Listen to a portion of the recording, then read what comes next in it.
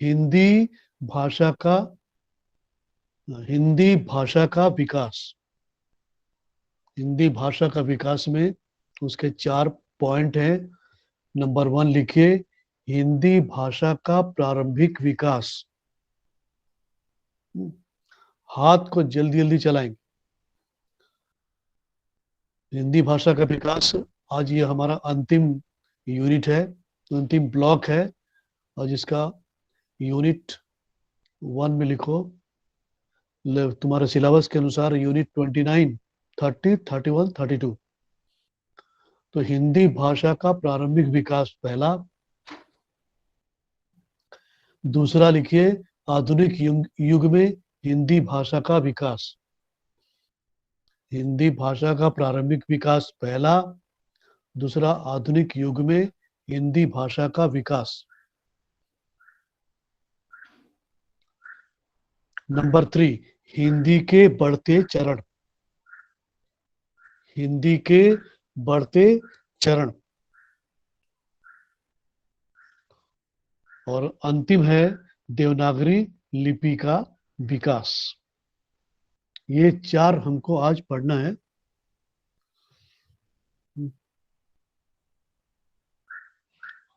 तो कल हम लोगों ने थोड़ा सा लास्ट जो चैप्टर छोड़ दिया था उसको जरा एक बार टच कर देते हैं, उसके बाद फिर हम आज बढ़ेंगे आगे। कल जहां तक लिखे थे आप लोग, वो आप लिख रहे थे ना, आधुनिक आर्य भाषाएं और हिंदी। तो उसमें आप लोगों ने ग्रियर्सन के वर्गीकरण को देखा था। तो आज लिखिए, चटर्जी, डॉक्टर चटर्जी द्वारा दिया गया वर्गीकरण।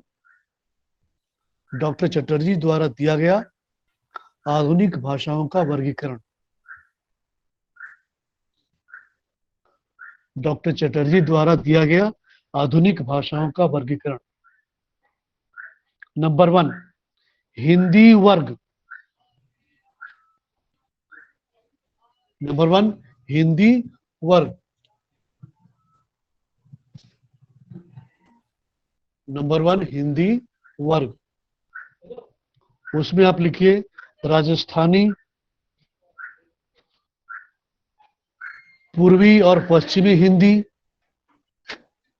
राजस्थानी, पूर्वी, पश्चिमी हिंदी।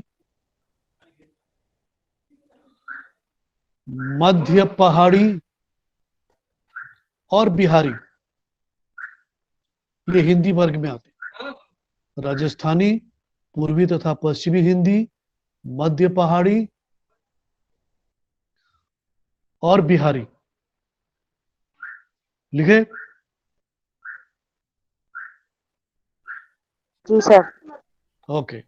नंबर 2, हिंदीतर वर्ग। नंबर 2 में लिखिए, हिंदीतर वर्ग। उसमें लिखो, पहले लिखो उत्तरी।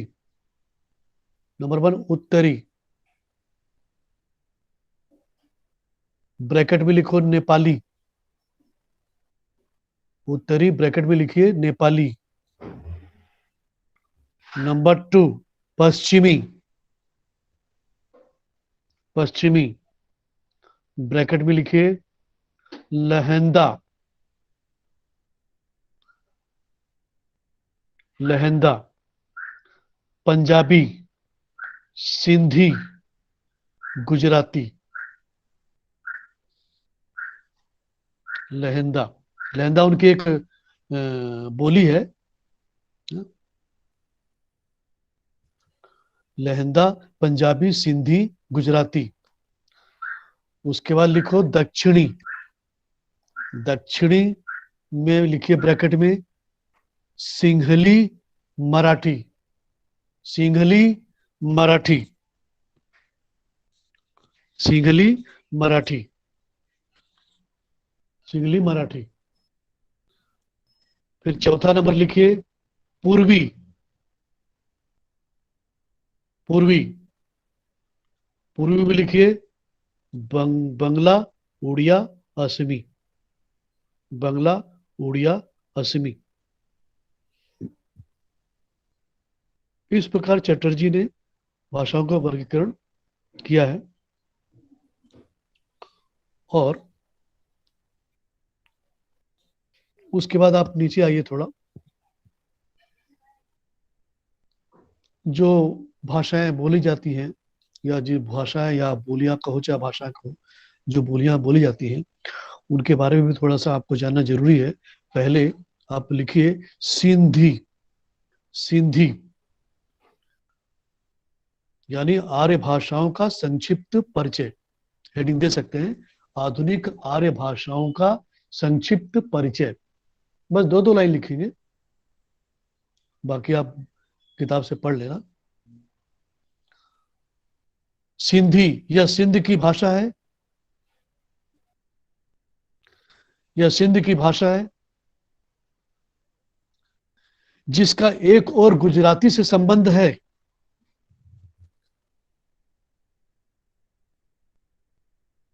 जिसका एक और गुजराती से संबंध है, तो दूसरी ओर मुल्तान की भाषा लहंदा से।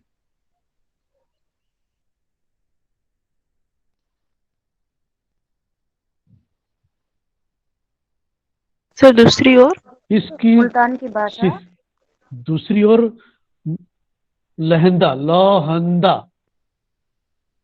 मुल्तान की भाषा लहंदा से। सिंधी की 3 उपबोलियां हैं।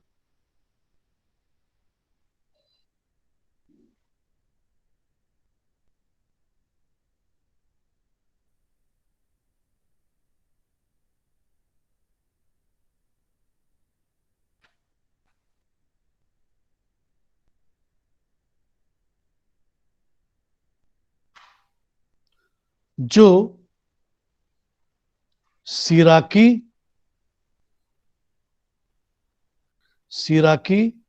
बिचोली और लाट कहलाती है।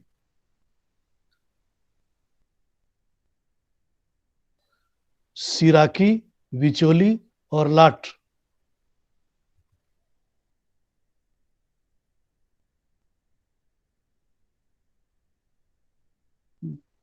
इसकी बोली लाड़ी है,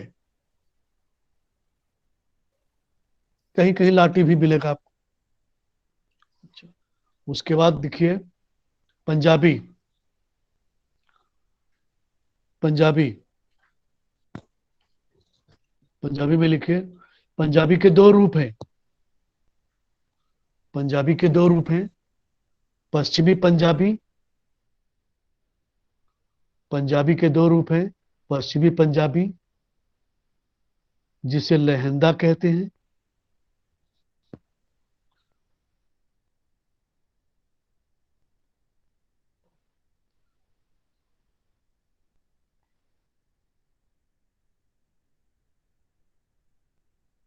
मुल्तानी, डेरावाली, पोठोवारी।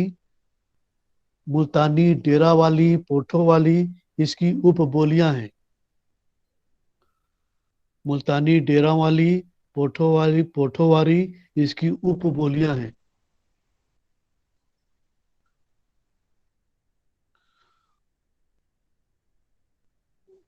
और दूसरा पूर्वी पंजाबी, पहला पश्चिमी पंजाबी, दूसरा पूर्वी पंजाबी।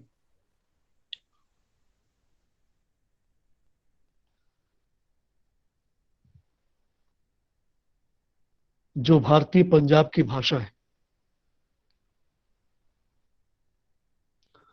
जो भारतीय पंजाब की भाषा है, और डोगरी मालवई, डोगरी मालवई, माझी, डोगरी मालवई, माझी इसकी महत्वपूर्ण बोलियां हैं।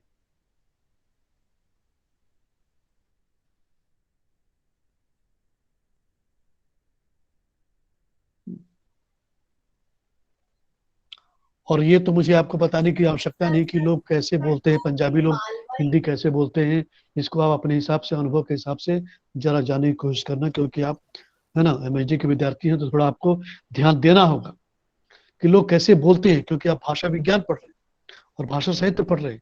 इसीलिए लोगों की बस ऐसे ही पढ़ मत लीजिए, आप जरा व्यवहारिक जिंदगी में भी आकर के लोगों को वो देखिए, लोग कैसे बोलते हैं, किसी शब्द को कैसे तोड़ते मरोड़ते हैं, तब आपको पढ़ने में भी अच्छा लगेगा।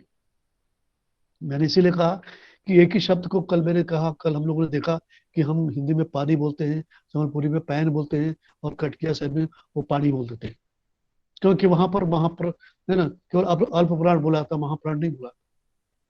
इधर पंजाब की बात में हम कर रहे हैं, है ना, हम हिंदी में वो राजेंद्र बोलते हैं, है ना, हिंदी में हमने क्या कहा, राजेंद्र कहा। आप यूपी बिहार में जाओ, वो राजेंद्र बोलेंगे, है ना, ये राजेंद्र ऐसे बोलेंगे। हिंदी में शुद्ध वो राजेंद्र कहाँ गया, है ना, हिंदी में शुद्ध, हिंदी में राजेंद्र कहाँ गया। यूपी बिहार में जाओ, राजेंद्र हो गया हो। हम्म, और वही पंजाब में जाओ तो वो राजिंदर हो गया हो। वो राजिंदर किधर गया, ऐसे बोलेंगे। हिंदी में मित्र हो गया, हिंदी में मित्र हम बोलते हैं, कहीं और मितवा बोलते हैं, पंजाबी में वही क्या हो गया, वो मित्र हो गया। तो ये जो फर्क है, इस फर्क को आपको ध्यान देना। आगे बढ़िए। गुजराती, गुजराती यह गुजरात की भाषा है, यह गुजरात की भाषा है।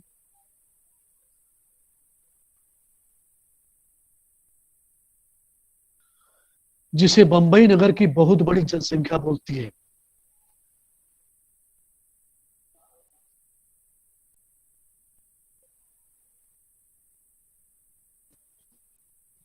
जिसे बंबई नगर सर की बहुत बड़ी, गुजरात की भाषा है जिसे बंबई नगर की बहुत बड़ी जनसंख्या बोलती है। यानी गुजरात और बॉम्बे पूरा एक लगा हुआ है,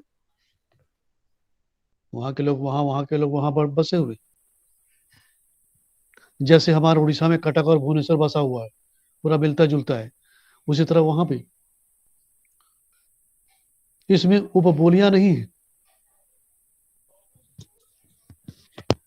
नेक्स्ट पॉइंट।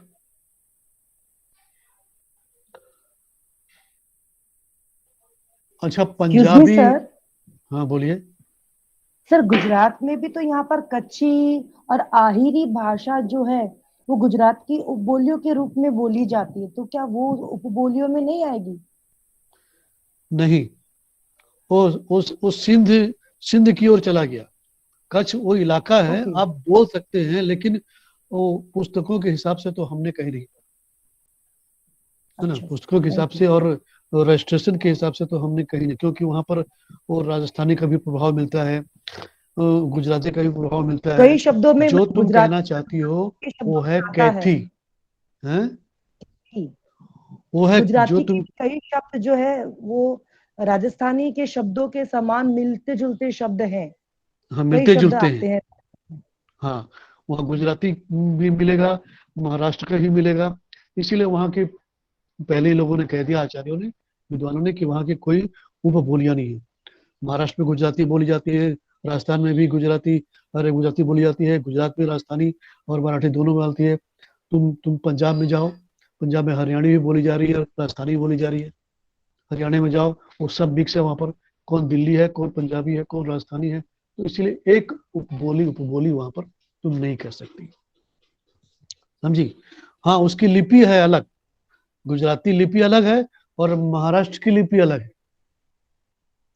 गुजराती की लिपि आप लिख सर सकते हैं, जो, देवनागरी लिपि है ना सर गुजराती की तो? नहीं, कैथी, जो कैथी लिपि से मिलती जुलती,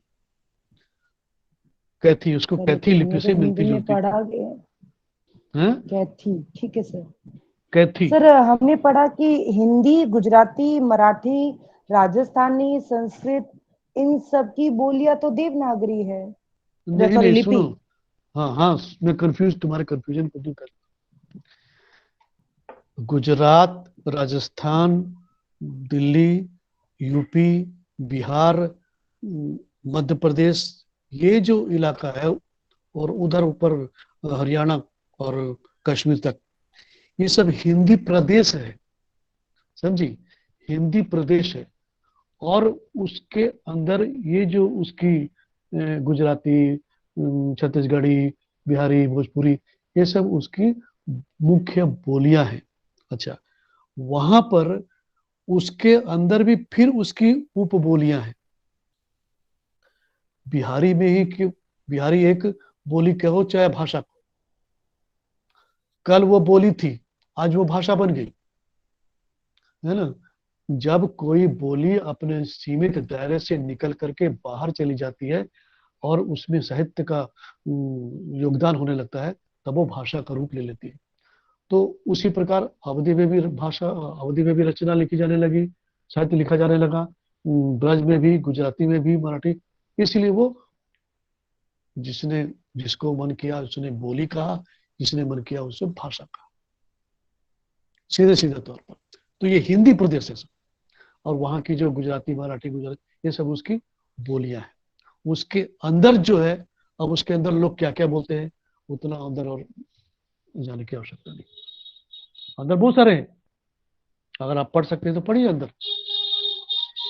क्योंकि जैसे बिहारी है, बिहारी में तो बिहारी हो गया, उसमें फिर अब अंदर जाओगे तो उसमें तुमको मैथिली मिलेगी, उसमें तुमको वो मगही मिलेगी, उसमें तुमको भोजपुरी मिलेगी। अच्छा, ध्यान देना, मैथिली, भोजपुरी, मगही। अब उसके अंदर भी अलग अलग जातियों में लोग रहते हैं, अलग अलग कबीलों में रहते हैं, अलग अलग परिवारों में रहते हैं। तो कोई कैसे किस तरह बोलता है, कोई किस तरह उच्चारण करता है, इसका फिर पता लगाना बड़ा मुश्किल है। समझे बात को? Hello. Yes sir, yes sir, thank you. हमारे यहाँ उड़ीसा में, उड़ीसा में देखो, उड़िया एक बोले तो पूरे देश के लोग समझते हैं क्या है, हाँ भाई उड़ीसा में उड़ी। हेलो, लोग सोचते हैं उड़ीसा में उड़िया बोली जाती है। उड़ीसा में वो हर जगह की उड़िया अलग अलग, एक जिले की उड़िया अलग है तो एक जिले की उड़िया अलग है तो एक जिले की उड़िया अलग है ना। इसलिए जिसने जिसको जैसा लगा उसने वैसा लिख दिया, उसमें आप कंफ्यूज मत होइए। आप कुछ भी लिखेंगे वो सही है, कोई भी एक लिख सकते हैं, उसमें कोई प्रॉब्लम नहीं। मराठी लिखिए,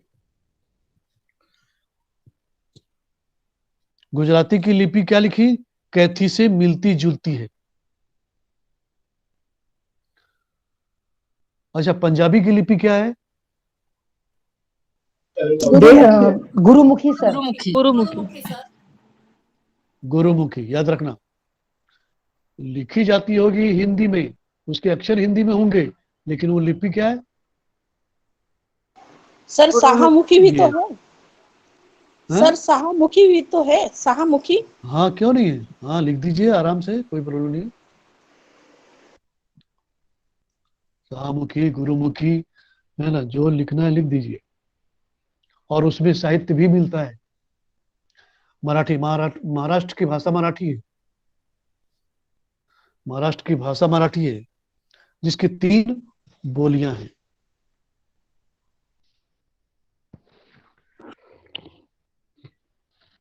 जिसकी 3 बोलियां हैं, खड़ी बोली मराठी, खड़ी बोली मराठी, बरारी और कोंकणी। खड़ी बोली मराठी, बरारी और कोंकणी।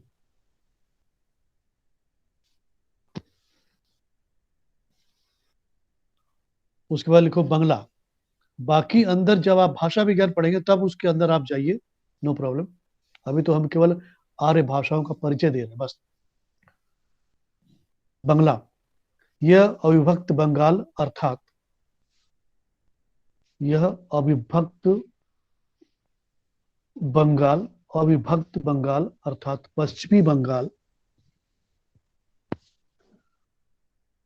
अविभक्त बंगाल अर्थात पश्चिमी बंगाल और बांग्लादेश की भाषा है।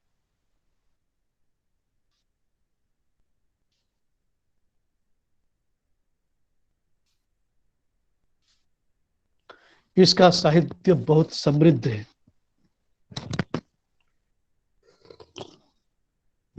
इसका साहित्य बहुत समृद्ध है।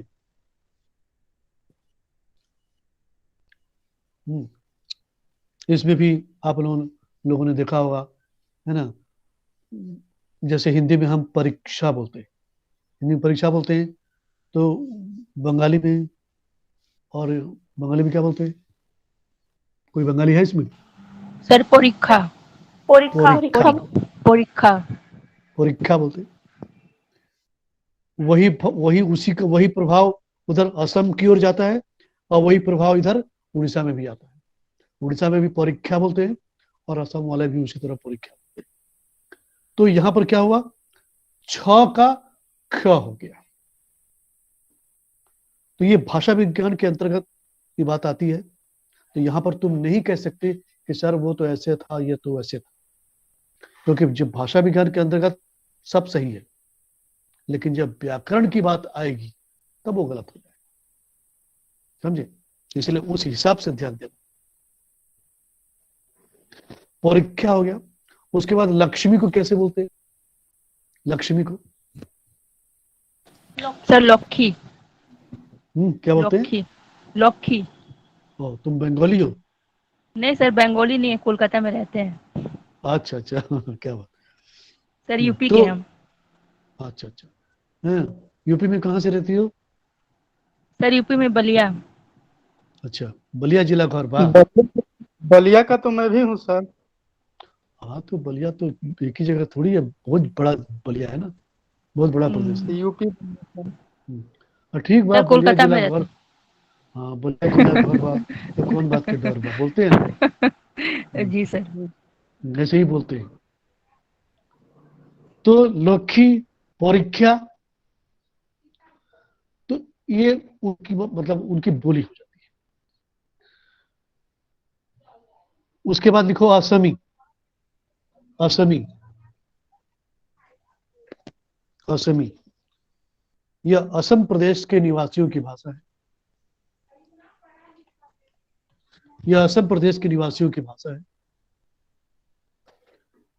जिसकी ध्वनियां जिसकी ध्वनियां अधिकांश अधिकांश बंगला की भांति ही बोली जाती हैं। बंगला की भांति ही बोली जाती है।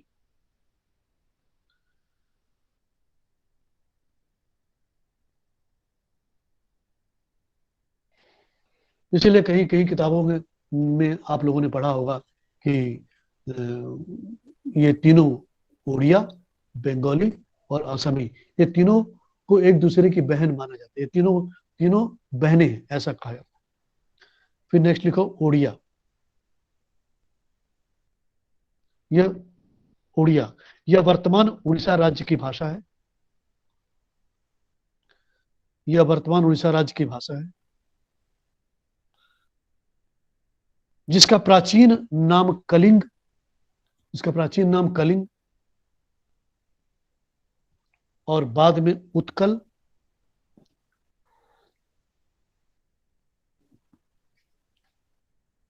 दिया गया।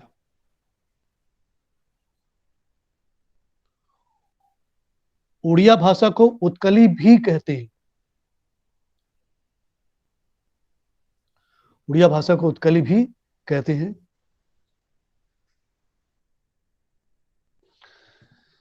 उसके बाद लिखे नेपाली।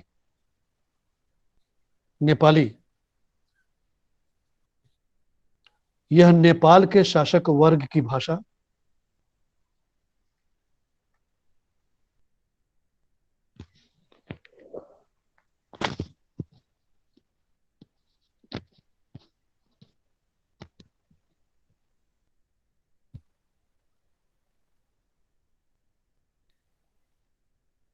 इनकी भाषा को गोरखाली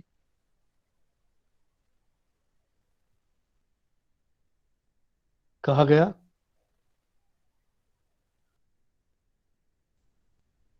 गोरखाली कहा गया, जबकि मूल निवासियों की भाषा नेवारी है। जबकि मूल निवासियों की भाषा नेवारी है। जबकि मूल निवासियों की भाषा नेवारी है। नेक्स्ट, सिंहली। सिंहली सिंहली सिंहली, यह श्रीलंका की भाषा है।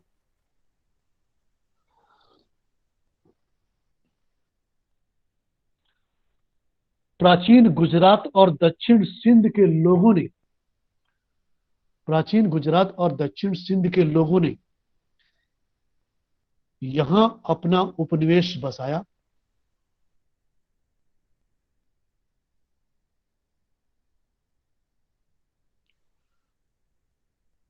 पाली और तमिल के मिश्रण से जो भाषा बनी, पाली और तमिल के मिश्रण से जो भाषा बनी, वह सिंहली कहलाई। वह सिंहली कहलाई। सर पाली और पाली और तमिल के मिश्रण से जो भाषा बनी वह सिंहली कहलाई।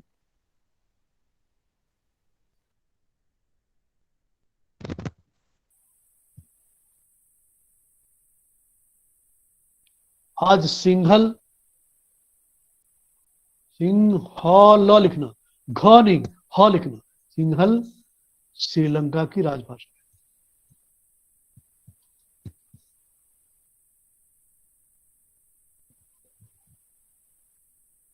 श्रीलंका में क्या बोली? आज सिंघल श्रीलंका में नहीं, आज सिंघल श्रीलंका की राजधानी है। हाँ नहीं, राजधानी नहीं, राजभाषा है। राजभाषा। सिंघल श्रीलंका की राजभाषा है।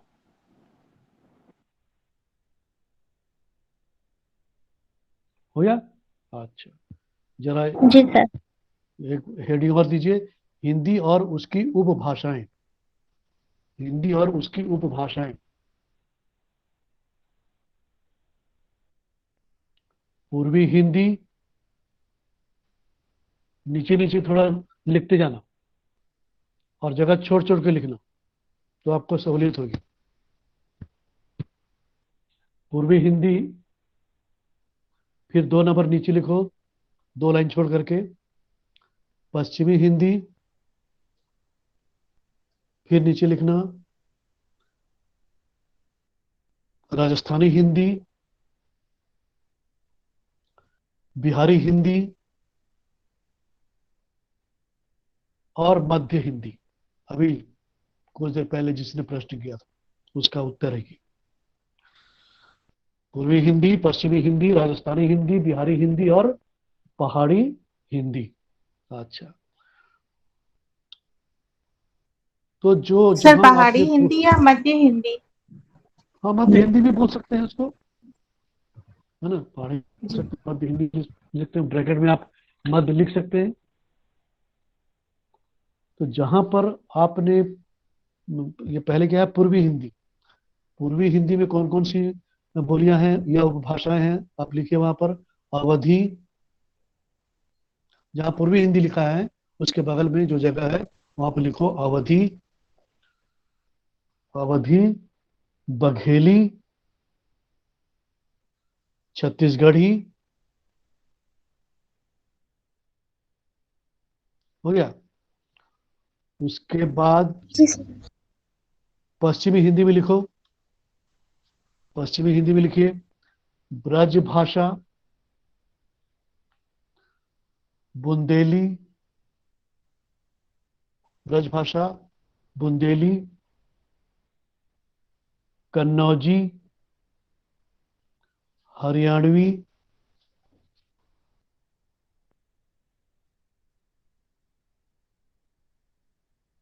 दक्षिणी,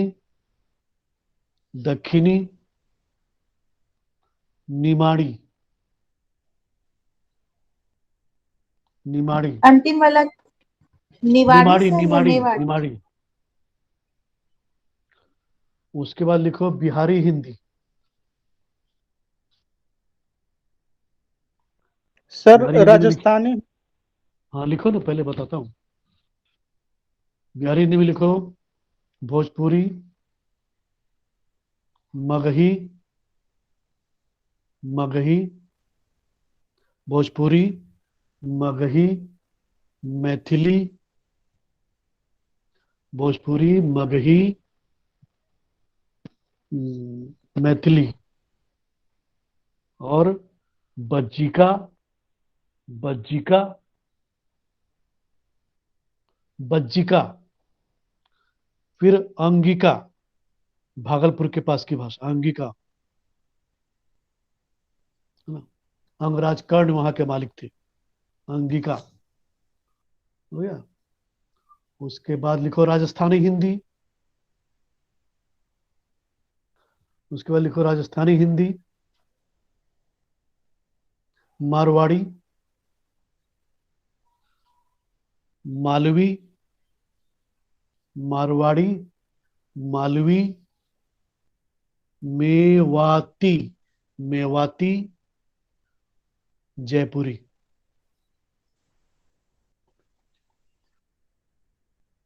अब इसमें से जो जैसे बोलते हैं, जिस हिसाब से बोलते हैं, उसको आप अपने हिसाब से लिख सकते हैं। उसके बाद लास्ट में लिखो पहाड़ी या मध्य हिंदी। उसके फिर इन सभी के फिर अलग अलग बोलियां बोलियां और दुनिया भर का है। पहाड़ी में हिंदी में लिखिए कुमाऊनी, कुमाऊनी, नैनीताल, अल्मोड़ा, पिथौरागढ़, ये सब उसके इलाके, देहरादून इलाका जो है, कुमाऊनी, नैनीताल, अल्मोड़ा, पिथौरागढ़, ये सब इलाका है। और दूसरा गढ़वाली, कुमाऊनी, गढ़वाली।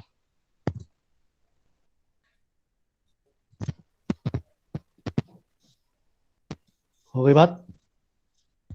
ये तो ब्लॉक 7 खत्म हो गया।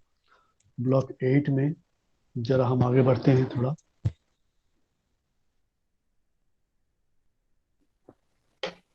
हमारा आज का विषय है पहला, हिंदी भाषा का प्रारंभिक विकास। ध्यान से सुनते जाइए।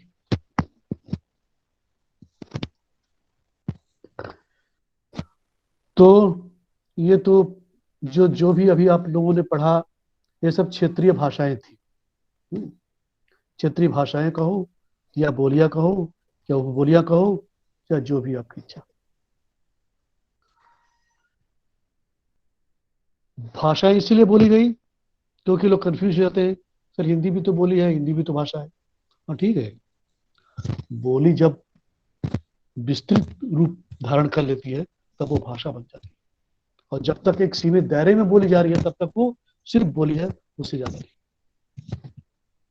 तो हिंदी बोली भी है, हिंदी भाषा भी है। उड़िया बोली भी है, उड़िया भाषा भी। मराठी बोली भी है, मराठी भाषा।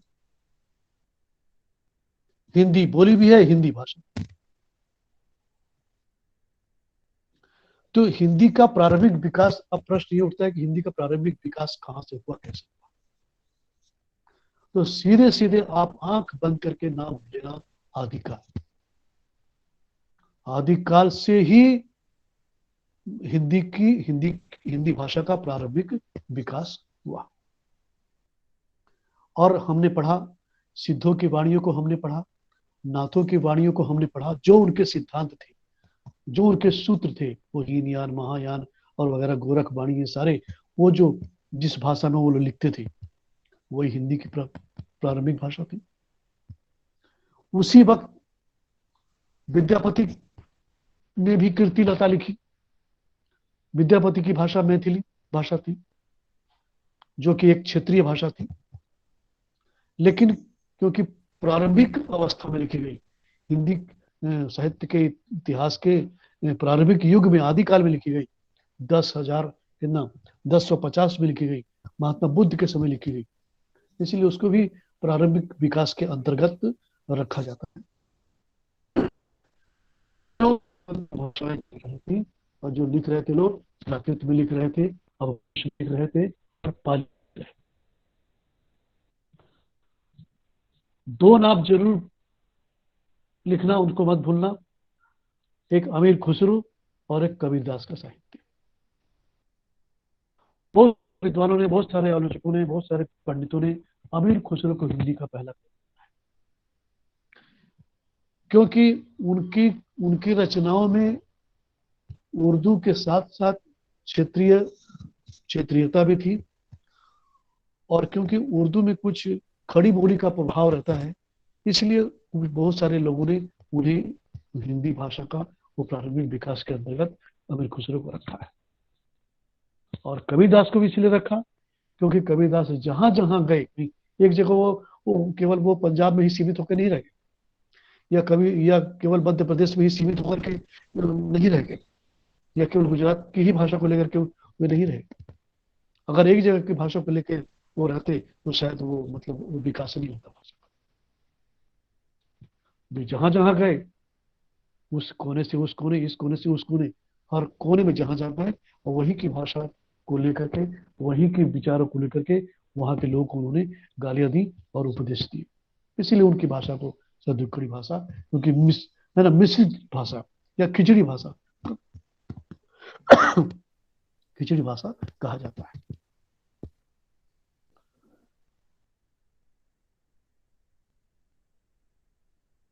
इसी में नाथों के साथ, सिद्धों के साथ और विद्यापति, कबीर, खुसरो के साथ गोरखनाथ का भी उसी में नाथ संप्रदाय में आगमन हुआ। और आदिकाल में आपने ये भी पढ़ा है कि रासो साहित्य भी लिखा गया। रासो साहित्य में भी वो राजस्थानी भाषा का प्रभाव वो भी उसमें दिखाई देता है, कहीं ब्रज भाषा का प्रभाव दिखाई देता है। यानी बोलियां तो थी, बोलियों को ही भाषा के रूप दिया गया, या उसमें वो अवधी भाषा, ब्रज भाषा, मैथिली भाषा और अरबी और अमीर खुसरो और मुसलमानी कवियों, रचनाकारों के माध्यम से वो उर्दू और अरबी का भी उसमें योगदान दिखाई देता है। तो हम कह सकते हैं कि हिंदी के प्रारंभिक विकास में ये सिद्धों के द्वारा, नाथों के द्वारा, रासो काव्य के द्वारा, विद्यापति के द्वारा, जयचंद के द्वारा, गोरखनाथ के द्वारा, नाथ संप्रदाय के द्वारा, और जो भाषा निकली वो प्राकृत, अपभ्रंश, पाली और पश्चिमी हिंदी, ये सब मिला जुला करके हिंदी का प्रारंभिक विकास कहा जाता है। उसके अंतर्गत ये सारे लोग आते हैं। इनके इतिहास को आप पढ़ना, इन्होंने जो जो लिखा, कुछ कुछ उसमें आप आदिकाल में जो पढ़ चुके हो उसको आप इसमें दे सकते हो। हुआ उसके बाद यानी अमीर खुसरो, कबीरदास, विद्यापति को आप याद, और अगर उनके कोटेशन कहीं मिले, कहीं सिद्ध की दोहे या बुद्ध के वाणियां या नाथों की वाणियां या अमीर खुसरो की या गोरखनाथ की वाणी, उसको आप नोट कर लें। उदाहरण के तौर पर आप उसको हम लिख सकते हैं। ये हुई बात। दूसरा हमारा विषय है आधुनिक युग में हिंदी भाषा का विकास। तो अब हम प्राचीन युग से निकल करके आधुनिक युग में आ गए, है ना। प्राचीन युग से निकल करके हम आधुनिक युग में आ गए, और यानी क्षेत्रीयता से निकल करके हम नगरों में आ गए, शहरों में आ गए। अंग्रेजों का भी बोलबाला हो गया था, अंग्रेजों का भी आगमन देश में हो चुका था, और अंग्रेजों के माध्यम से, फोर्ट विलियम कॉलेज के माध्यम से, जैसा कि आप जानते हैं, फोर्ट विलियम कॉलेज के माध्यम से वो जगह, पहला वो जगह था जिसने खड़ी बोली का प्रयोग किया, खड़ी शब्द का प्रयोग किया, और जिसमें योगदान जाता है सदा सुखलाल, इंशाअल्लाह खान, लल्लू लाल जैसे विद्वानों का योगदान उसमें बहुत रहता है। क्योंकि यही वे चार विद्वान थे जिन्होंने हिंदी को या क्षेत्रीयता को, क्षेत्रीय भाषाओं को पद्य से निकाल करके, आदिकाल के पद्य से, भक्तिकाल के पद्य से, रीतिकाल के पद्य शैली से निकाल करके खड़ी बोली में परिवर्तित किया। आप यहां प्रश्न कर सकते हैं, खड़ी बोली क्यों भाई? उठी बोली क्यों नहीं? सोई बैली क्यों नहीं? लेटी बोली क्यों नहीं? खड़ी बोली क्यों? बैठी बोली क्यों नहीं? उठी बोली क्यों नहीं? खड़ी बोली क्यों?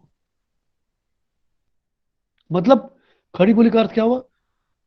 जैसे आप सोना खरीदने जाते हो, तो सोना खरीदने जाते हो तो सोना आप कैसा है भाई? दुकान वाला बोलना क्या बोलता है? हाँ, सुनार बोलता है कि भाई, सुनार क्या बोलता है? भाई ये सोना एकदम पूरा खरी खरी है, खरा सोना है, ये पूरा खांटी सोना है, आपको खरी सोने दे रहा हूं। तो खरी मतलब क्या हुआ? प्योर, शुद्ध, पूरा खांटी, शुद्ध है सर, ना? शुद्ध। पूरा शुद्ध, ये सोना पूरा शुद्ध है, पूरा खरा खरा है, कहीं इसमें खोट नहीं। तब वहां से वो भाषा जो प्रयोग में आई, इसीलिए उसको खड़ी बोली। और खड़ी का फिर र का फिर क्या हो गया बाद में, वो घिसते घिसते उनके उच्चारण के बल पर वो खड़ी का वो खड़ी हो गया। खड़ी बोली की जगह में फिर वो खड़ी बोली, और आज वो मेरठ की बोली मानी जाती है। याद रखना, खड़ी बोली मेरठ की बोली मानी जाती है। और वैसे भी अगर आपको शुद्ध हिंदी सुनना है ना, शुद्ध हिंदी अगर सुनना है तो आप उत्तर प्रदेश चले जाना। वहां का एक आम आदमी भी इतनी शुद्ध हिंदी बोलता है कि यहाँ के बाकी राज्यों के प्रोफेसर उतनी हिंदी क्या बोलेंगे। आप इलाहाबाद चले जाओ, आप बनारस चले जाओ, आप गोरखपुर चले जाओ, आप और भी कहीं भी चले जाओ, उत्तर प्रदेश में कोई भी, कानपुर, लखनऊ, कहीं भी आप चले जाओ, वहाँ की जो हिंदी में जो मिठास है वो हमारे देश के किसी भी जगह। हाँ, पंडित है, ज्ञानी है, पढ़े लिखे हैं, नो डाउट, लेकिन जो बोली वाली जो मिठास होती है, वो मिठास हिंदी को आपको उत्तर भारत में मिलेगी और बिहार में मिलेगी। बिहार में इसीलिए सर मैंने मना केवल किया। इतना ही नहीं हाँ, सर, वहाँ के विश्वविद्यालयों में, बनारस हिंदू यूनिवर्सिटी में सारे संकायों का नाम भी हिंदी में ही है। कला ये भवन, आता है। हाँ, वाणिज्य संकाय, वहाँ पर इंग्लिश हाँ, का प्रयोग बहुत कम कम किया जाता है। हाँ, नाम मात्र के लिए किया जाता है, तो इसीलिए वहां पर उसका प्रयोग अधिक होता है, इसलिए वहां पर वो मीठी लगती है। और कोई भी भाषा, कोई बोली अगर कहीं भी अधिक बोली बोली जाती है तो धीरे धीरे उसमें मिठासपन आ जाता है। बिहार में क्या है, थोड़ी सी आदिवासी घुस जाता है, थोड़ा बंगाली घुस जाता है, थोड़ा इधर झारखंड से प्रवेश हो जाता है, इसीलिए थोड़ा सा वो उसमें आदिवासी मिक्स हो जाता है, इसीलिए वो तमाम बढ़ जाता है वहां पर। तो कहने का मतलब, इन लोगों ने, सदा सुखलाल, लल्लूलाल लोगों ने खड़ी बोली का आरंभ किया। इसके बाद आप तो जानते हैं, भारतेंदु युग आया, द्विवेदी युग आया, और धीरे धीरे रचनाएं होने लगी छायावाद के माध्यम से। भारतेंदु का योगदान कितना है आपको पता है, द्विवेदी का योगदान कितना है आपको पता है, ये मुझे और बताने की आवश्यकता नहीं है, ये सारी की सारी चीजें इसमें आ जाएंगी। आधुनिक हिंदी में, आधुनिक युग में हिंदी भाषा का विकास। तो फोर्ट विलियम कॉलेज से जिस खड़ी बोली की शुरुआत हुई थी, जिसकी नींव आदिकाल में रखी गई थी, आज उसको एक नया दायरा मिल गया, उसको विस्तृत दायरा मिल गया, उसको विस्तार मिल गया। वो वो क्या बोलते हैं उसको, कल का ये मशीन आ गए, प्रिंटर्स आ गए, उसका प्रचार प्रसार बढ़ने लगा। हिंदी जो क्या हमारा पत्र पत्रिकाएं बढ़ने, मतलब छपने लगे, लोग अपने कविता कहानी लिखने लगे, और इस प्रकार हिंदी का प्रचार प्रसार होने लगा। मुसलमान कवि लोग तो थे ही, उनके उनका जो उर्दू का जो प्रभाव है, उनका उर्दू का प्रभाव हिंदी पर पड़ने लगा। और मुसलमानों का जो उर्दू जबान जिसको है ना, उर्दू जबान जिसको बोलते हैं, तो उर्दू जबान का भी प्रयोग हिंदी में होने लगा, जो कि सुनने में बहुत सुंदर लगता है, बहुत अच्छा लगता है। प्रेमचंद जब पहले लिखा करते थे, वो पहले उर्दू में ही लिखा करते थे। प्रेमचंद पहले जब लिखा करते थे, उन्होंने सेवा सदन नामक जो उपन्यास लिखा, सेवा सदन पहले उन्होंने किसमें लिखा था, उर्दू में ही लिखा था। जिसका नाम क्या था, कोई भी महापुरुष जो यहाँ बैठा है,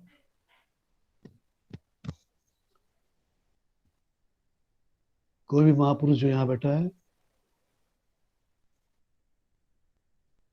आज कुछ महापुरुष दिखाई नहीं दे। नहीं, सेवा सदन का उर्दू में नाम क्या था, पहले उन्होंने उर्दू में लिखा था प्रेमचंद, उर्दू में उसका नाम क्या था, नहीं नहीं नहीं नहीं, चौगाने हस्ती, अरे सॉरी, बाजारे हुस्न, लिख देना। सेवा सदन का पुराना नाम था बाजारे हुस्न।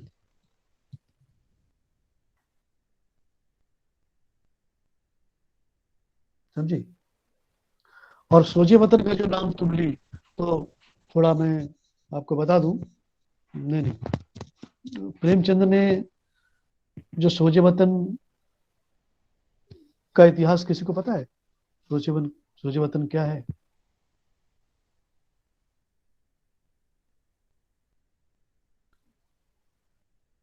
अंग्रेजी शासन के खिलाफ लिखा था, जिसको बाद में अंग्रेजी सरकार ने बैन कर दिया था। हाँ, बैन कर दिया था। बैन कर दिया था। और इसी के बाद सरकार ने जब बैन कर दिया, उन्होंने देखा कि सोजे वतन में हमारे खिलाफ, यानी हमारे खिलाफ तो नहीं लिखा था उन्होंने, अंग्रेजों के खिलाफ नहीं लिखी, लेकिन उसमें देश प्रेम की बात लिखी थी, जिसको पढ़ने से आपके अंदर, भारतीयों के अंदर देश प्रेम की आग भड़क उठेगी, अपने देश के प्रति, अपने राष्ट्र के प्रति भावना भड़क उठेगी। तो अंग्रेज ऐसा नहीं चाहते थे, इसलिए उन्होंने उस पुस्तक को बैन कर दिया। और क्या हुआ भाई, चलो पकड़ो प्रेमचंद कहां, उसको पकड़ो।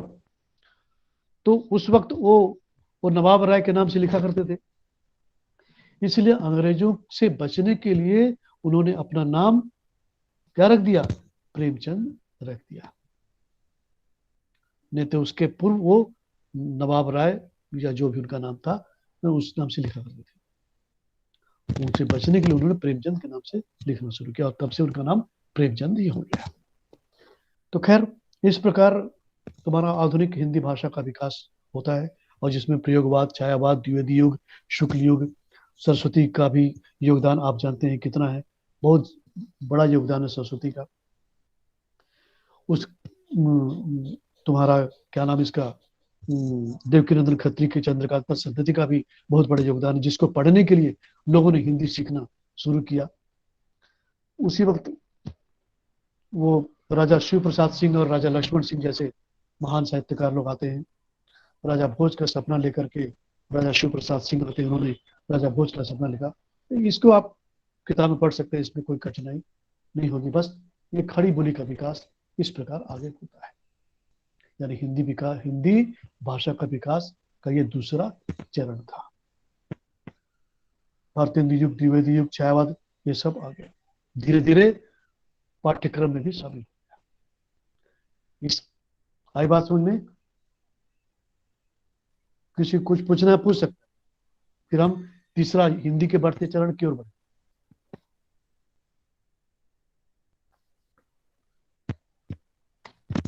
Very very very very important तीसरा।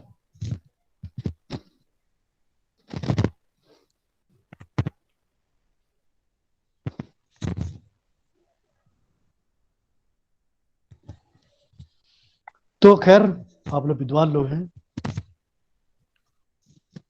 लेकिन कहीं कहीं आप लोग चूक जाते हैं। जब मोबाइल में, व्हाट्सएप में जब आप मैसेज देते हैं, उस वक्त आप अंग्रेजी में मैसेज देते हैं, यहाँ पर आप लोग चूक जाते हैं। हिंदी में मैसेज दीजिए तो मालूम चले कि आप हिंदी में कितना लिखते हैं। हिंदी में मैसेज दीजिए। अभी मैं बहुत सारी बातें आपको बताऊंगा, तो मालूम चलेगा कि आपकी राष्ट्रभाषा या राजभाषा की स्थिति क्या है और परिस्थिति क्या है। हिंदी के बढ़ते चरण, यानी अब हिंदी केवल वो छायावाद, प्रगतिवाद, प्रयोगवाद, नई कविता, लघु कविता, अकविता, नई कहानी, अकहानी तक ही सीमित नहीं। हिंदी से सुबह, हिंदी से शाम होती है। हिंदी से सुबह, हिंदी से शाम होती है। हिंदी ही हमारी पहचान होती है। इसे संभाल कर रखना मेरे यारों, यही देश की आन बान और शान होती है। समझे ना? यही देश की आन बान और शान होती है। तो इसको संभालना किसका काम है? इसको संभालना आपका काम है। हेडिंग देना, हिंदी के बढ़ते चरण। सर एक बात सर, हाँ, सर क्या? हिंदी हमारी राष्ट्रभाषा है क्या? बिल्कुल है। सर एक नहीं सर, राजभाषा है। संविधान में लिखा हुआ है कि हिंदी हमारी राष्ट्र, संविधान में अभी तक उसको मान्यता नहीं मिली संविधान के अनुसार। सुनो मेरी बात। हाँ जी सर। संविधान में लिखा गया है कि हिंदी देश की राजभाषा है। 1965 के जो प्रस्ताव पारित हुआ है, मतलब हिंदी देश की राजभाषा है, अंग्रेजी प्रयोग में लाई जाती रहेगी, समझना बात को। दूसरी बात, फिर संशोधित हुआ 1967 1967 में, फिर उसको संशोधित किया गया और प्रस्ताव दिया गया जो पारित हुआ। उसमें क्या था कि हिंदी तो राजभाषा है ही और अंग्रेजी उसकी सह राजभाषा के रूप में काम में लाई जाती रहेगी। अब रही बात जो राष्ट्रभाषा राष्ट्रभाषा राष्ट्रभाषा का लोग वो भी मतलब करते हैं, उससे तुम्हें क्या मतलब? कोई तुम तो मानती हो राष्ट्रभाषा है, हम तो मानते हैं राष्ट्रभाषा है। नहीं सर, वो बात राजभाषा तो लिखा जा चुका है, सर, पूरे देश के लोग तो सर एक राष्ट्रभाषा बार मानते हैं। स्कूल में हम लोगों ने हाँ सर स्कूल में क्लास में हमने लिखवाया कि हिंदी हमारी राष्ट्रभाषा है, तो पेरेंट्स के ग्रुप ने, बहुत बड़े ग्रुप ने ऑब्जेक्शन किया और हम लोगों को वो निबंध बदलवाना पड़ा, राष्ट्रभाषा की जगह राजभाषा लिखवाना पड़ा। सेम सर, हमारे साथ भी यही हुआ। तो बच्चे हमसे बहस करने लगे, मैम राष्ट्रभाषा है ही नहीं है। तो हाँ, अभी वो बिल पारित नहीं हुआ है, ऑफिशियली वो नहीं हुआ है, लेकिन वो भी जी जल्दी सर, हम भी हो यही जाएगा। कहना चाह रहे थे कि हिंदी को अभी तक अगर डॉक्यूमेंट में कहीं लिखा जाता है तो वो राजभाषा के नाम पे लिखा जाता है, क्योंकि संविधान में बिल पारित ना होने के कारण और कई अलग अलग राज्यों ने अपने एस्टीमेट वहां पर प्रावधान रखे हैं कि हमारी जो क्षेत्र की भाषा है उसे राष्ट्रभाषा करार दिया जाए, क्योंकि भारत में हाँ। कई प्रकार की भाषाएं बोली जाती है। साउथ की जो भाषाएं हैं वहां के लोग हिंदी बिल्कुल नहीं जानते हैं, साउथ के लोग, इसीलिए वो हिंदी को राष्ट्रभाषा के नाम पे स्वीकार नहीं कर रहे हैं। तो सिर्फ अभी मौलिक रूप से जो है इसे राजभाषा का ही दर्जा दिया गया है। राष्ट्रभाषा जो राष्ट्रभाषी लोग हैं केवल वही इसे राष्ट्रभाषा के रूप में मानते हैं, पर कई राज्य इसे नहीं मानने के कारण सिर्फ इसे राजभाषा तक ही सीमित रखा गया है। हाँ, बात वही है, बस वो प्रस्ताव अभी पारित नहीं हुआ है, लेकिन राजभाषा का इसे दर्जा मिल चुका है। प्रश्न यहां पर यह भी है कि जब राजभाषा का इसको दर्जा दिया जा चुका है, तब मेरे देशवासियों को अपने ऑफिसों में, अपने दफ्तर में हिंदी में प्रयोग करने में क्यों समस्या होती है? जिस दिन हमारे दफ्तरों में, ऑफिसों में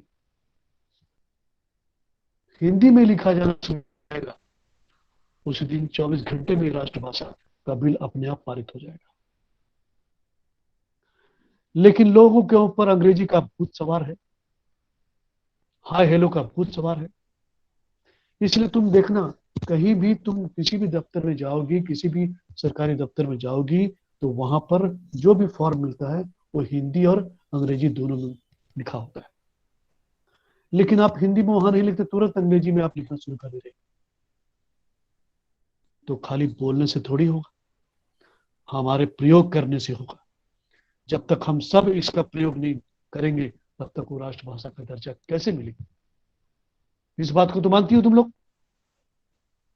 सर, मॉडर्न यूनाइटेड नेशन में इस बात पे बहुत बड़ी चर्चा भी हुई है कि हिंदी को राष्ट्रभाषा के रूप में क्यों नहीं माना जा रहा है, जबकि भारत में अंतरराष्ट्रीय भाषा के तौर पे अंग्रेजी को जब स्वीकार कर लिया गया है और पूरे विश्व में अंग्रेजी को जब अंतरराष्ट्रीय भाषा के रूप में स्वीकार किया जा चुका है और हिंदी हिंदुस्तान की, हिंद प्रदेश की आम बोलचाल की भाषा या फिर इससे ही दूसरी भाषाओं का जन्म हुआ है, तो इसको राजभाषा के रूप में क्यों नहीं स्वीकार किया गया है? इस पे बहुत बड़ी डिस्कशन भी हुई है। नहीं स्वीकार, सुनो, संविधान में स्वीकार किया गया है राजभाषा के रूप में, लेकिन हमारे देश की जो जनता है, स्वीकार किया गया है।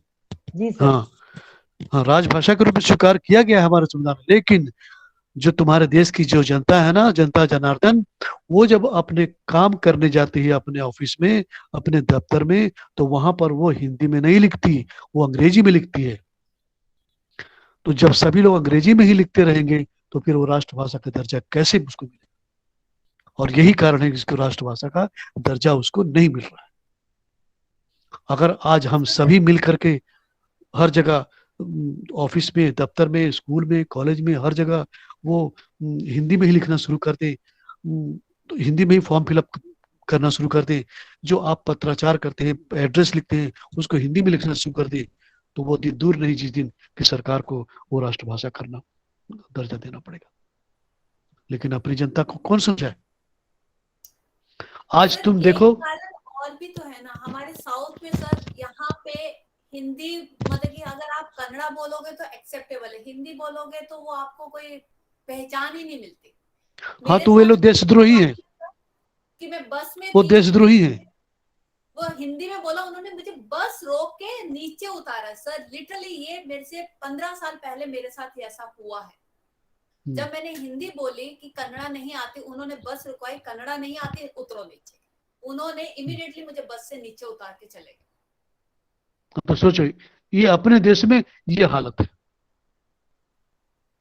तो और हमारी तब सरकार वो आंख किसी बंद ने करके इंग्लिश बैठी। बोल देते तो मेरा चल जाता। अगर मैं इंग्लिश बोल देती तो शायद वो मुझे फिर भी थोड़ा बहुत दब जाते, लेकिन हिंदी बोली तो उन्होंने बोला बस उतरो, कन्नड़ा गोतीला, बस जाओ नीचे जाओ।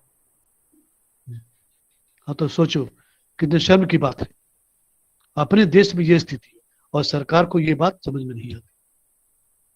सरकार केवल अपनी उल्लू सीधा करती है, अपनी राजनीति के दांव पेच लगाती है, बाकी उसको राष्ट्रभाषा से कोई मतलब नहीं। आज बस स्टैंड में, प्लेटफॉर्म में, ये गरीब की भाषा, छोटे बड़े की भाषा, सबकी भाषा, वो वो वो वो हिंदी ही है। हर जगह हिंदी बोली जाती है। यहाँ तक कि वो बॉलीवुड में भी देखो, हिंदी फिल्म को देखो, सीरियल देखो, न्यूज चैनल देखो, डिस्कवरी चैनल देखो, नेशनल ज्योग्राफी चैनल देखो, हर जगह ने हिंदी के महत्व को लोगों ने, डिस्कवरी ने समझा, नेशनल ज्योग्राफी चैनल ने समझा, हिस्ट्री चैनल ने समझा, एनिमल प्लानिट ने समझा। इन लोगों ने समझ करके वो अपनी इंग्लिश को उन्होंने हटा करके उसमें मतलब हिंदी भी उसमें जोड़ दिया। लेकिन अपने ही देश में ऐसे कुछ लोग हैं जो कि अपने ही देशवासियों का विरोध करते हैं, अपने ही राष्ट्रभाषा का विरोध करते हैं। तो तुम्हारे देश का और विकास के बारे में तुम कैसे सोच सकते हो? इसलिए दुनिया के लोग हमारे देश के ऊपर हंसते हैं कि भाई एक ऐसा देश जिसकी राष्ट्रभाषा नहीं। नागपुर में जब विश्व हिंदी सम्मेलन हो रहा था, मैं उसकी चर्चा करूंगा आगे। नागपुर में जब विश्व हिंदी सम्मेलन हो रहा था, है ना, उस वक्त वो पूरे विश्व के लोग आए थे। तो रसिया के भी कुछ विद्वान लोग आए थे, हैं? तो विद्वान लोग आए थे, तो उन्होंने किसके ऊपर, कालिदास के ऊपर कि किसकी चर्चा होने वाली। तो यहाँ के भारतीय विद्वान उठे, है ना, my dear ladies and gentleman कहने के बोल, उन्होंने शुरू किया बोलना, 2 और 4 लाइन कालिदास के ऊपर बोलना शुरू किया। तब तक वो रसिया का विद्वान उठा, रसिया का विद्वान उठा, पहली पंक्ति में टोक दिया, भाई हम यहाँ पर आपकी अंग्रेजी सुनने नहीं आए, हम हिंदी सुनने आए। ये हिंदी विश्व हिंदी सम्मेलन हो रहा है, इसलिए हिंदी में बोलिए। एक घटना और सुनाता हूं ऐसी, इसी तरह नागपुर में या मॉरिशस में, कहां पर विश्व हिंदी सम्मेलन हो रहा था। तो फिजी एक छोटा सा जगह, लेकिन वहां की राष्ट्रभाषा हिंदी है। मॉरिशस एक जगह है जहां पर वो हिंदी के बहुत सारे वहां मतलब बोलियां, वो हिंदी बोली जाती है, आधी से अधिक जितना हिंदी बोलती। तो वो ये उस विश्व हिंदी सम्मेलन में ऐसे ही एक विषय छेड़ा गया। वहां भी वही अंग्रेजी में कुछ लोग निकले बोलने के लिए। तो उस विद्वान ने कहा, फिजी एक छोटा सा टापू है, फिजी के विद्वान ने कहा कि भारत में हिंदी रूपी द्रौपदी के वस्त्र हरण हो, वस्त्र हरण हो रहे हैं। भारत में हिंदी रूपी द्रौपदी के वस्त्र हरण हो रहे हैं। अगर आपके पास वस्त्र नहीं है तो हम फिजी से इसे वस्त्र देने के लिए तैयार हैं, इसे वस्त्र पहनाने के लिए तैयार। कितनी बड़ी बात उसने कही थी। लेकिन मेरे देश में राजनीति से फुर्सत मिले तब तो वो कुछ हला भला हो। अपने ही देश में मिजोरम की मुख्य भाषा अंग्रेजी है, सोचो जरा। जबकि जिस दक्षिण की तुम बात कर रही हो, दक्षिण में वो बड़े बड़े हिंदी के विद्वान हो चुके हैं। वो केवल बाहर में ही है, वो राजनीतिकरण है। सर बंगाल में भी कमाबोश यही हालत है। बैंक में जाइए तो वो बोलते या तो बांग्ला बोलो या इंग्लिश बोलो, हिंदी की बात वो सुनते नहीं। हाँ वही बात। लेकिन तुम बिहार में चले जाओ, उत्तर प्रदेश चले जाओ, छत्तीसगढ़ में चले जाओ, रायपुर चले जाओ, राजस्थान चले जाओ, वहां हिंदी चलती है। तो ये काम हमारा तुम्हारा नहीं, ये काम सरकार का है। और सरकार को चाहिए वोट, इसलिए समस्या वही की वही है। समझी ना? जी सर, अब जो नई नीति 2020 भी लागू हुई तो उसमें हिंदी को कोई महत्वपूर्ण स्थान नहीं मिला। उसमें सिर्फ क्षेत्रीय एरिया में जहाँ बोला जाता है उन्हीं स्थानों पर सिर्फ महत्व दिया गया हल्का सा। हाँ बस। तो राष्ट्रभाषा कैसे बन पाएगी जब अपने ही लोग अपने ही वहां पर पैरों में कुल्हाड़ी मारने को लगे हैं, अपने जिस थाली में खाते हैं उसी थाली में छेद करते हैं, तो फिर कैसे होगा? जबकि 13वीं शताब्दी में इंग्लैंड, जो ग्रेट ब्रिटेन, वहां की भाषा, इंग्लैंड की भाषा फ्रेंच थी। 13वीं शताब्दी के पूर्व, समझना बात, 13वीं शताब्दी के पूर्व अंग्रेज की भाषा, इंग्लैंड की भाषा अंग्रेजी उस वक्त मतलब 13वीं शताब्दी तक फ्रांस में बोली जा रही थी। फ्रांस का दबदबा इंग्लैंड के ऊपर था। अचानक अंग्रेज वासियों को, महारानी विक्टोरिया के मन में ये बात आई, भाई हमारी भाषा तो अंग्रेजी है, हम फ्रांसीसी भाषा क्यों बोलेंगे? यानी 11वीं शताब्दी से लेकर के 13वीं शताब्दी तक फ्रांस इंग्लैंड की राजभाषा बनी रही। उसके बाद ब्रिटिश सरकार की जमीर जागा, उनके अंदर आत्मा वाली बात, आत्म सम्मान वाली बात पैदा हुई। और तुमको जानकर आश्चर्य होगा कि 22 नवंबर 1650 में 22 नवंबर 1650 में यह निर्णय लिया गया कि अब हमारे देश की राजभाषा या बोलचाल की भाषा ये फ्रेंच भाषा नहीं रहेगी, फ्रांसीसी भाषा नहीं रहेगी। कौन सी भाषा रहेगी? वो इंग्लिश भाषा रहेगी। और 1 जनवरी 1651 से ही अंग्रेजी उस देश की राजभाषा, ऑफिशियल लैंग्वेज, जो भी भाषा, वो होने लगी। हर जगह, विश्व के हर देश को देखो, एकमात्र भारतवर्ष को छोड़कर। तो सोचो आप कैसे देश में निवास करते हैं। खैर, उसमें आप पढ़ने की जरूरत नहीं है, आप अपना काम करते चलिए।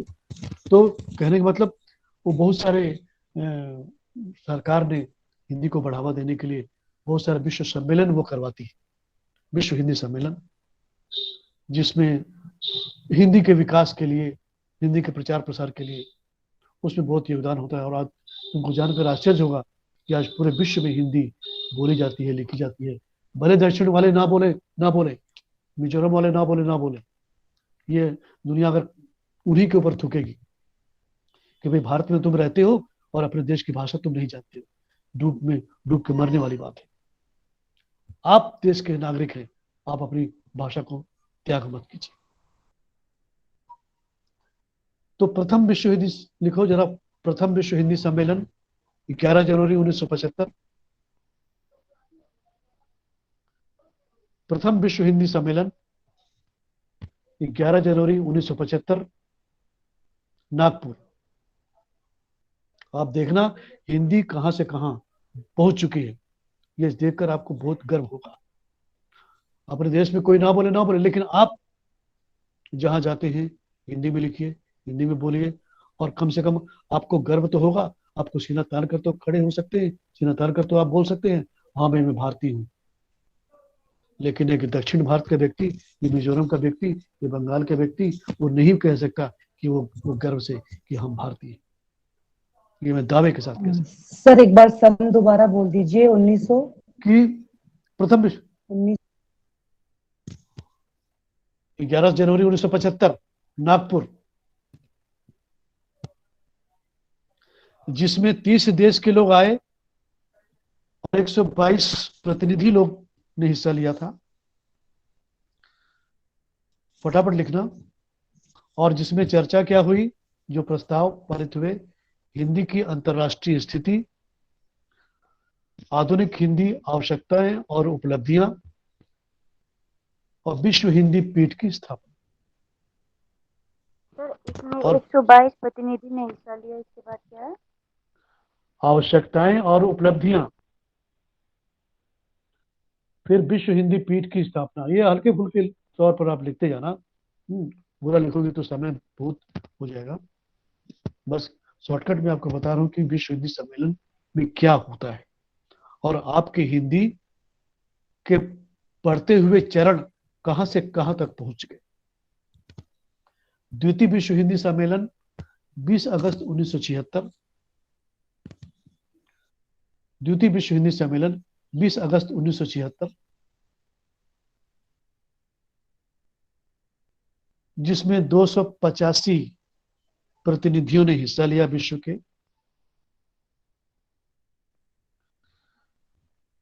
और उसमें हिंदी को यूनेस्को की भाषा बनाने पर जोर दिया गया।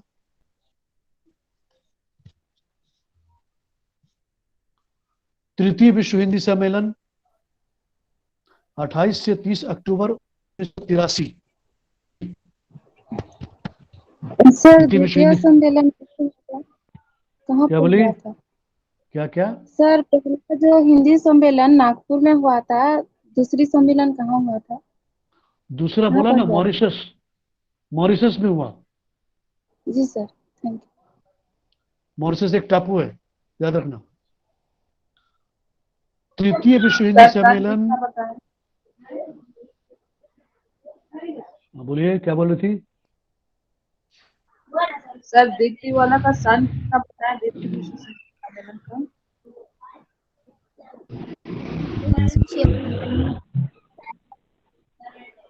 1976। 20 अगस्त 1976, मॉरिशस। तृतीय विश्व हिंदी सम्मेलन 28 से 30 अक्टूबर 1983, नई दिल्ली।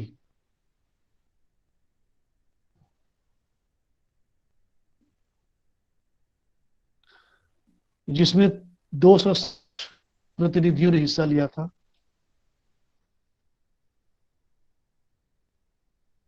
और श्रीमती इंदिरा गांधी ने उसका उद्घाटन किया। सर 260 प्रतिनिधियों ने हिस्सा लिया।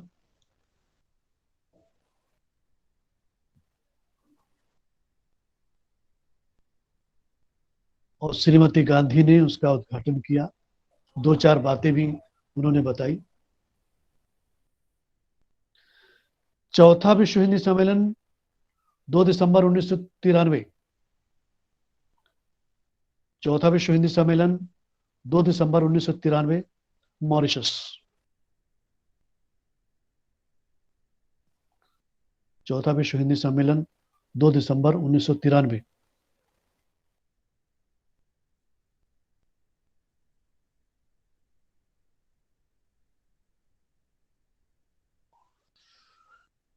इसमें 200 प्रतिनिधियों ने हिस्सा लिया और जो विषय थे हिंदी का प्रचार प्रसार, प्रवासी भारतीयों की समस्याएं, जिसमें 56 लेख पढ़े गए और 100 वक्ताओं ने अपने विचार रखे। विश्व में हिंदी का प्रचार प्रसार, प्रवासी भारतीयों की समस्या, 56 लेख पढ़े गए, 100 वक्ताओं ने अपने विचार रखे और जो प्रस्ताव पारित हुए वो इंपॉर्टेंट है, इसको आप लिख सकते हैं। प्रस्ताव जो पारित हुए, रिजोल्यूशन जो पास हुआ, विश्व हिंदी सचिवालय मॉरिशस में खोला जाना, विश्व हिंदी सचिवालय मॉरिशस में खोला जाना, वो खुल चुका है, for your information. Number 2, Bharat में अंतर्राष्ट्रीय हिंदी विश्वविद्यालय खोला जाना। नंबर 2, भारत में अंतर्राष्ट्रीय हिंदी विश्वविद्यालय खोला जाना, पूना में ये भी खुल चुका है। विभिन्न विश्वविद्यालयों में हिंदी पीठ की स्थापना, सर अंतरराष्ट्रीय अंतर्राष्ट्रीय हिंदी विश्वविद्यालय खोला जाना। भारत में अंतर्राष्ट्रीय हिंदी विश्वविद्यालय खोला जाना, जो कि पूना में खुल चुका है। विभिन्न विश्वविद्यालयों में हिंदी पीठ की स्थापना, ये भी हो चुकी है। जी सर। विभिन्न विश्वविद्यालयों में हिंदी पीठ की स्थापना, शॉर्टकट में लिखना। विदेशों से हिंदी पत्र पत्रिकाओं का प्रकाशन, विदेशों से हिंदी पत्र पत्रिकाओं का प्रकाशन, ये भी आज हो रहा है। तुमको जानकर आश्चर्य होगा कि आज जापान से, नॉर्वे से, सऊदी अरब से, अमेरिका से, मॉरिशस से, पूरे विश्व से हिंदी के पत्र पत्रिकाएं आज निकल रही हैं। दक्षिण वाले नहीं बोलते हैं तो मत बोलने दो, बंगाल वाले, मिजोरम वाले नहीं बोलते हैं तो मत बोलने दो। हिंदी के लेकिन चरण आज बढ़ रहे हैं, इसमें कोई शक नहीं है। मेरी बात सुन रही? तो हिंदी पीठ की स्थापना वो कहाँ पर हुई थी? क्या बोली? जो विभिन्न विषय हिंदी पीठ की स्थापना है वो कब? सुनिए, विश्व हिंदी सचिवालय मॉरिशस में खोला जाना, लिखे।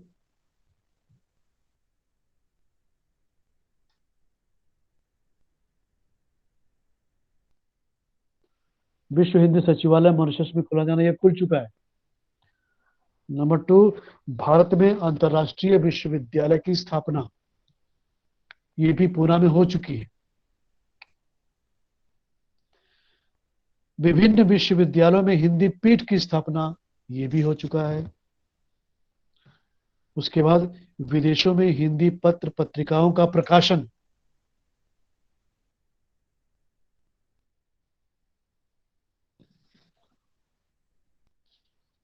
और सार्वजनिक कार्यों में हिंदी का प्रयोग के लिए जनता से अपील किया गया।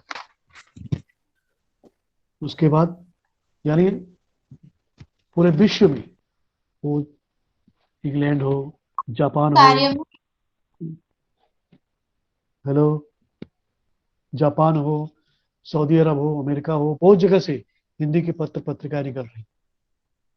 इसीलिए अपने देश में जो नहीं बोले नहीं बोले, आप बोलिए और गर्व से बोलिए कि आप भारतीय हैं।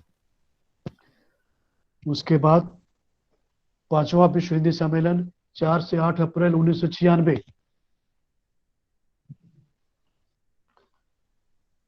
5वां विश्व हिंदी सम्मेलन 4 से 8 अप्रैल 1996, port of Spain, port of Spain.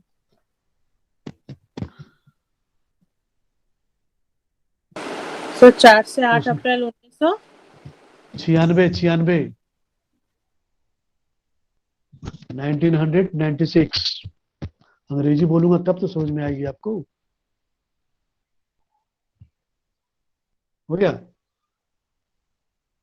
उसमें था, देखो, 274 प्रतिनिधियों ने हिस्सा लिया, यानी 274 जगह से लोग थे। 150 विषयों पर चर्चा हुई, जिसमें भारत, त्रिनिदाद, कोरिया, चीन, Japan, America, Germany, UK, Norway, Sweden, Switzerland, New Zealand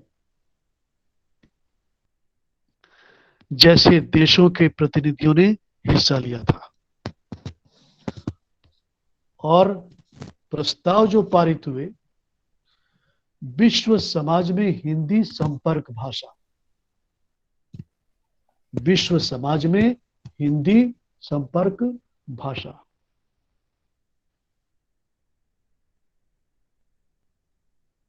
उसके बाद विश्व में हिंदी अध्ययन अध्यापन,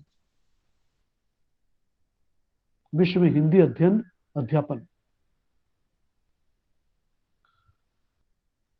उसके बाद ये तीनों पॉइंट इंपॉर्टेंट है। संयुक्त राष्ट्र की भाषा बनाने पर जोर।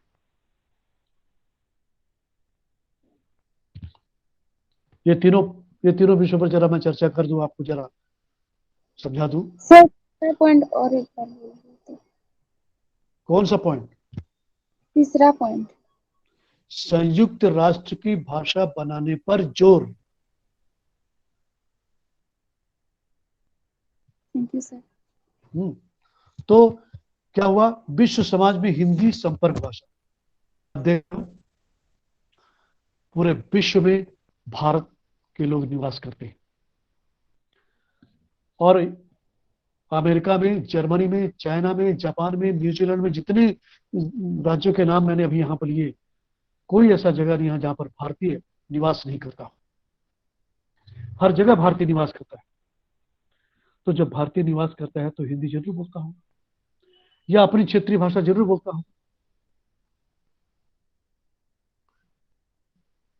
या वहां पर है तो वहां की भाषा बोलता हूं। जापान में है तो जापानी बोलता होगा, चाइना में तो चाइना बोलता होगा, अमेरिका में अमेरिकन बोलता होगा, जर्मनी बोलता होगा। और इंग्लिश थोड़ी बोलता होगा, वो इंग्लिश नहीं बोलता। तो आज विश्व में और अमेरिका में तो हिंदी बहुत जोर शोर से चल रही है। इंग्लैंड में हिंदी जोर शोर से चल रही है। आपको आश्चर्य होगा, हमारे देश के बहुत सारे विद्वान आज अमेरिका में जाकर के, इंग्लैंड में जाकर के, चाइना में, अरे सॉरी, तुम्हारा जापान में जाकर के, है ना, कोरिया में जाकर के, मॉरिशस में जाकर के, वहां जाकर के हिंदी वो लोग पढ़ा रहे हैं। कल आप लोग जाएंगे पढ़ाने के लिए, और आपको जाना पड़ेगा। जाओगी तो निर्मला, अर्चना?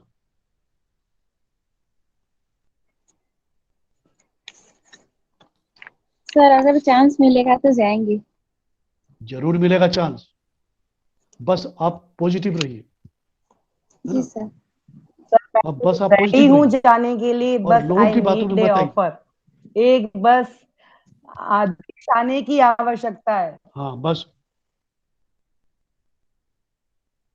हाँ, अंग्रेजी को अपने साथ में रखो, लेकिन अपने जीवन के साथ में। जहाँ आवश्यकता पड़े वहां अंग्रेजी बोलो, लेकिन अपनी मातृभाषा, अपनी राष्ट्रभाषा को मत त्यागो। सर अभी आज जो अमेरिका में, मॉरिशस में बहुत जगह लोग जाकर के हिंदी पढ़ा रहे हैं, वहाँ व्याकरण पढ़ा रहे हैं, वहाँ पर वो जापान में वहाँ मीराबाई के पद पढ़ा रहे हैं। आप जरा नेट, आप तो नेट सभी के पास में, जरा नेट में जरा सर्च करना, किस यूनिवर्सिटी में क्या पढ़ाई जाती है, किस यूनिवर्सिटी में क्या पढ़ाई जाती है, वेस्ट इंडीज यूनिवर्सिटी में क्या पढ़ाई जाती है, जापान में क्या पढ़ाई जाती है, चाइना में, रसिया में तो बहुत ज्यादा पढ़ाई जाती है। तो अपने देश के जो 4 लोग नहीं बोलते उनको मत बोलने दो, उसमें आपको विचलित होने की कोई जरूरत नहीं। समझे? ये हुई बात। और विश्व में हिंदी अध्ययन अध्यापन, आज विश्व में भी जिस प्रकार हमारे देश में हमारे पाठ्यक्रम में अंग्रेजी और वो लैटिन और चाइनीज और उनकी कहानियां शामिल है, उस प्रकार हमारे देश की जो उपनिषद और रामायण और महाभारत और इस तरह की पुराणों की कहानियां विश्व की कहानियों में, विश्व की पुस्तकों में शामिल होने के लिए प्रस्ताव पारित किए गए और वो हो रहा है। उसके बाद संयुक्त राष्ट्र की भाषा भी अब बनने ही वाली है और ये हमारे मोदी जी का कमाल ही हो सकता है। वे जहां जहां जाते हैं, देखो वो जहां जहां वो अमेरिका में उन्होंने हिंदी में डंका बजाया, सर जापान में सर हाँ सर मैं बोलना चाहती हूँ सर, जो बोलिए। आगरा में केंद्रीय हिंदी संस्थान है, वहां पर ना हाँ हम जाएंगे, वहां पर विश्व के हमारे भारत के हर राज्य के छात्र छात्री वहां पढ़ने जाते हैं और विश्व के अनेक देशों के छात्र छात्री भी वहां पढ़ने आते हैं। तो हम जाएंगे तो वहां पर ऐसा लगता है कि छोटा विश्व है। बिल्कुल वहां छोटा पर हो हम गया पढ़ रहे विश्व। थे सर, हाँ हाँ वहां पर ऐसा लगता है जैसे कि छोटा विश्व है। आगरा में केंद्रीय हिंदी संस्थान में बहुत अच्छा हाँ लगता है सर। हाँ। हम तो वही जो तुम अभी स्थिति बताई ना, वही स्थिति विश्व में भी, बाहर में भी है। जी सर, बाहर में भी वही स्थिति है। यहाँ यस के लोग वहां सर, जाके पढ़ाते हैं, वहां रशिया के लोग में यहाँ जाके पढ़ाते हैं। पूरा तो इस तरह आदान प्रदान वो चलते रहता है। बस कुछ लोगों के सर, कारण ये लोग भटक चुके हैं, उनको भटकने दो, आगे पढ़ो। हाँ सर, रशिया में भी पूरा का मतलब जो पूरा एक जानते हैं वो छोटा समझते हैं, जो हिंदुस्तान बसा जानते ही हुआ नहीं है। वो समझेंगे क्या। इसलिए डंके की चोट पर आप बोलिए कि हमारी राष्ट्रभाषा हिंदी है। मैंने 4 पंक्तियां आपको कुछ देर पहले सुनाई थी ना। क्या सुनाई थी? कि हिंदी से सुबह, हिंदी से शाम होती है, हिंदी ही हमारी पहचान होती है। इसे संभाल कर रखना मेरे यारों, यही देश की आन बान और शान होती है ना। यही देश की आन बान और शान होती है। 6वां विश्व हिंदी सम्मेलन, 6वां विश्व हिंदी सम्मेलन, मतलब देखो, पोर्ट ऑफ स्पेन में हमने हिंदी का डंका बजाया, मॉरिशस में हमने हिंदी का डंका बजाया, आगे देखो कहां कहां बजाएंगे। 6वां विश्व हिंदी सम्मेलन 14 से 18 सितंबर 1999। 6वां विश्व हिंदी सम्मेलन 14 से 18 सितंबर 1999, इंग्लैंड।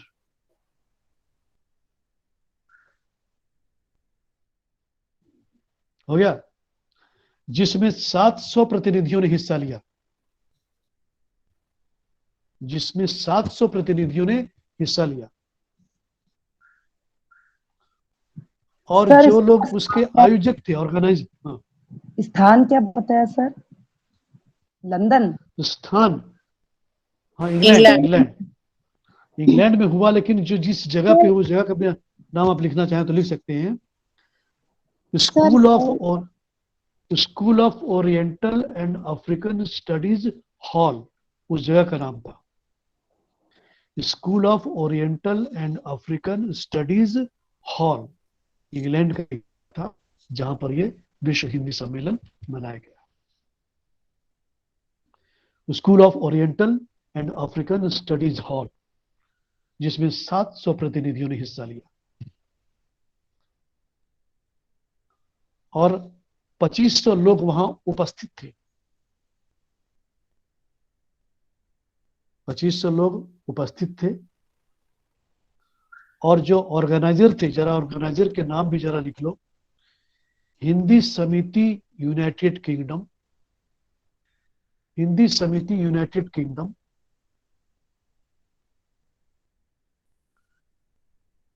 दूसरा, गीतांजलि बहुभाषीय साहित्यिक समुदाय बर्मिंघम, गीतांजलि बहुभाषीय साहित्यिक समुदाय बर्मिंघम।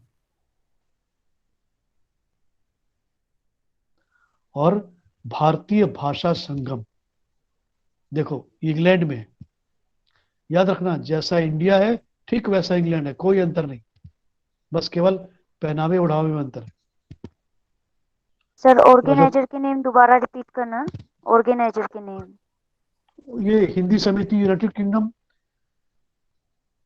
गीतांजलि बहुभाषीय साहित्यिक समुदाय बर्मिंघम। आप लोग बहुत धीरे धीरे लिखते हैं।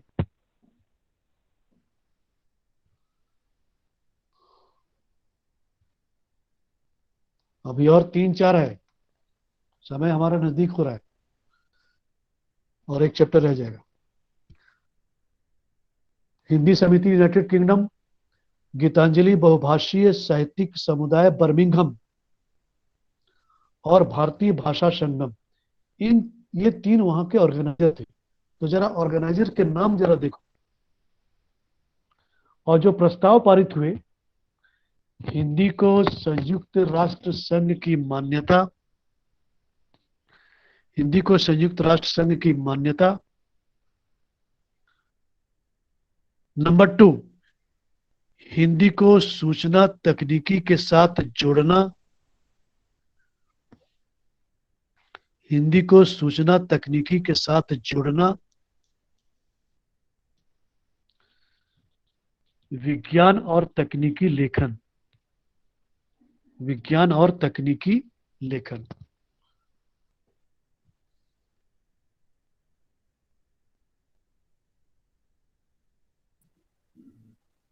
उसके बाद नेक्स्ट 7वां विश्व हिंदी सम्मेलन 6 से 9 जून 2003, 6 से 9 जून 2003 सूरीनाम के पारामारिबो में हुआ। 6 से 9 जून 2003 सूरीनाम, वेस्ट इंडीज में है ये। देखो वेस्ट इंडीज में 2-3 बार विश्व हिंदी सम्मेलन हो चुका। सूरीनाम के पारामारिबो में हुआ। और जिसमें जो प्रस्ताव पारित हुए उसमें लिखो, नंबर 1, हिंदी वेबसाइट की स्थापना। हिंदी वेबसाइट का, आज हिंदी बहुत सारे वेबसाइट है।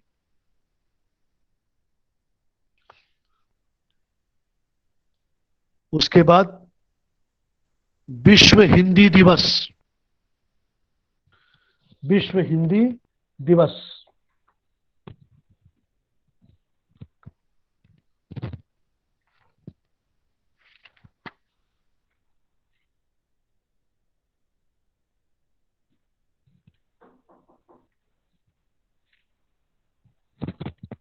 विश्व हिंदी दिवस, विश्व हिंदी दिवस कब मनाया था पता है? 14 सितंबर। 14 सितंबर सर। हैं? अरे क्या बात करती हो तुम लोग, डुबाओगे मुझे। 10 जनवरी सर। 10 जनवरी को हिंदी मनाया था। पखवाड़ा होता है, पखवाड़ा। हाँ, हिंदी पखवाड़ा 14 होता है। सितंबर हिंदी दिवस होता है देश में, और 10 जनवरी को विश्व हिंदी दिवस मनाई जाती है, पूरे विश्व में मनाई जाती है। तो जब पूरे विश्व में हिंदी दिवस मनाई जाती है तो तुम्हारे देश में 4 लोग हिंदी नहीं बोलते हैं तो मत बोलने दो। उसके बाद लिखो, कैरिबियन हिंदी परिषद की स्थापना, कैरिबियन हिंदी परिषद की स्थापना। सर प्रस्ताव में लिखना है। हाँ, ये सब वहां प्रस्ताव पारित हुए। जी सर। यानी विषय था वो, फिर उसको प्रस्ताव में बदल दिया गया। और आज विश्व हिंदी सम्मेलन, ये तुमको मालूम होना चाहिए, विश्व हिंदी दिवस आज मनाया जाता है। हिंदी वेबसाइट की स्थापना भी हो चुकी है और कैरिबियन हिंदी परिषद की स्थापना भी हुई है। लिखो, कैरिबियन हिंदी परिषद की स्थापना।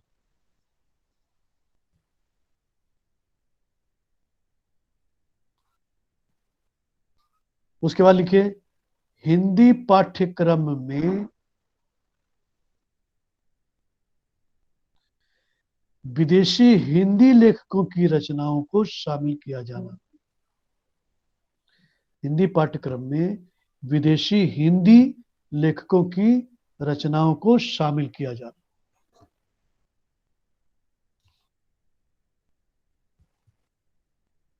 हो गया। 8वां विश्व हिंदी सम्मेलन 13 से 15 जुलाई 2007। 8वां 13 से 15 जुलाई 2007 न्यूयॉर्क अमेरिका में हुआ। न्यूयॉर्क अमेरिका में हुआ, जिसमें 20 देश के 800 प्रतिनिधियों ने हिस्सा लिया। जिसमें 20 देश के 800 प्रतिनिधियों ने हिस्सा लिया।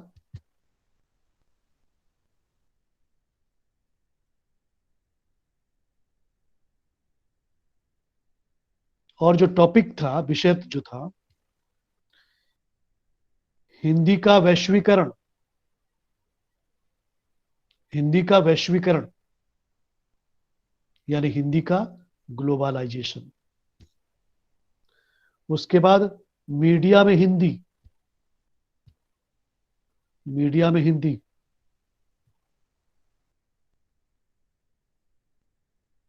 समझे तो, मीडिया में हिंदी। और इसीलिए आज तुम्हारा discovery channel, history channel, annual planet, जितने भी विदेशी चैनल हैं वो सब हिंदी में आ गए, क्योंकि हिंदी को समझने वाले पूरे विश्व में रहते हैं। उसके बाद हिंदी के प्रचार प्रसार में, हिंदी के प्रचार प्रसार में हिंदी फिल्मों की भूमिका, हिंदी के प्रचार प्रसार में हिंदी फिल्मों की भूमिका।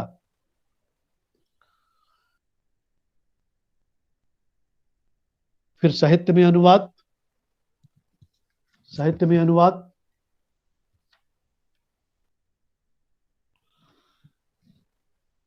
और बाल साहित्य, साहित्य में अनुवाद और बाल साहित्य।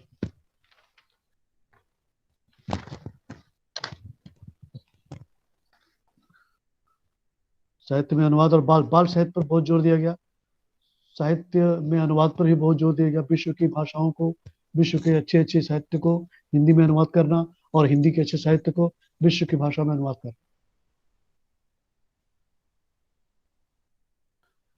एक पत्रिका का नाम लिखो, तुमको बता दूं मैं, एक पत्रिका का नाम लिखो, सार संसार। लिखे? सार संसार, मेरे पास कहीं होगी तो मैं आपको दिखा दूंगा। सार संसार, यह नहीं है, कहीं और है। सार संसार, ये भारत से निकलती है और इस पत्रिका में पूरे विश्व की, याद रखना, पूरे विश्व की, वो अमेरिका हो, चाहे जर्मनी हो, चाहे न्यूजीलैंड हो, चाहे ऑस्ट्रेलिया हो, चाहे चेकोस्लोवाकिया हो, चाहे चाइना हो, चाहे कोरिया हो, चाहे कहीं का भी, पूरे पूरे विश्व की साहित्य का हिंदी में अनुवाद इस पत्रिका में दिया जाता है। तो आप अंदाजा लगा सकते हैं कि आपकी हिंदी कहां से कहां तक बढ़ रही है और कितनों को अपने अंदर समेट रही है। 9वां विश्व हिंदी सम्मेलन, ऐसी बातें हजार हैं, है ना, जिसकी आपको हिंदी पढ़ने पर वो गर्व होगा। 9वां विश्व हिंदी सम्मेलन 22 से 25 सितंबर 2012। 9वां विश्व हिंदी सम्मेलन 22 से 25 सितंबर 2012, दक्षिण अफ्रीका, जोहान्सबर्ग। कुछ बोल रही थी निर्मला? सर एक बार फिर से रिपीट कर दो। 22 क्या बोल रही थी? सर हम बोल रहे थे ये सार संसार पत्रिका त्रैमासिक पत्रिका है ना, और ये हर 3 मास में निकलती है। हाँ, त्रैमासिक है, शायद त्रैमासिक है। हाँ जी हैं? यस सर, और शायद, हाँ जी नई सर, दिल्ली, सुना है इसके बारे में हमने। हाँ, नई दिल्ली से निकलती है। और क्या अमृत, कोई अमृत क्या ऐसे कुछ है उनका नाम, वो इसके संपादक है। अमृत मेहता सर, मुख्य अमृत संपादक मेहता, अमृत यस, मेहता है। यस अमृत सर, मेहता, हाँ, अमृत मेहता इसके संपादक है। और पूरे विश्व की भाषाओं को हिंदी में अनुवाद करके वो उस पत्रिका को निकालते हैं और यस फिर सर। ये पत्रिका फिर विदेशों में जाती है। फिर तो ऐसी बहुत सारी पत्रिकाएं हैं जो कि यहाँ भी छपती हैं, विदेशों में भी छपती हैं। तो इससे आप अंदाजा लगा सकते हो कि विश्व में आपके हिंदी के चरण कहां से कहां तक जा रहे हैं। भले ही आपके देश में लोग ना बोले, ना बोलना, आप तो बोलिए, आगे बढ़िए। 22 से 25 सितंबर 2012, जोहान्सबर्ग यानी साउथ अफ्रीका। विदेशी हिंदी साहित्य पर चर्चा,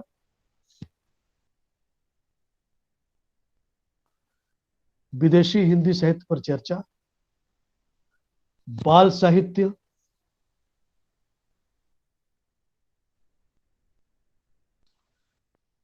हिंदी लेखकों का विदेशी पुस्तकों में जोड़ा जाना, हिंदी लेखकों का विदेशी पुस्तकों में जोड़ा जाना।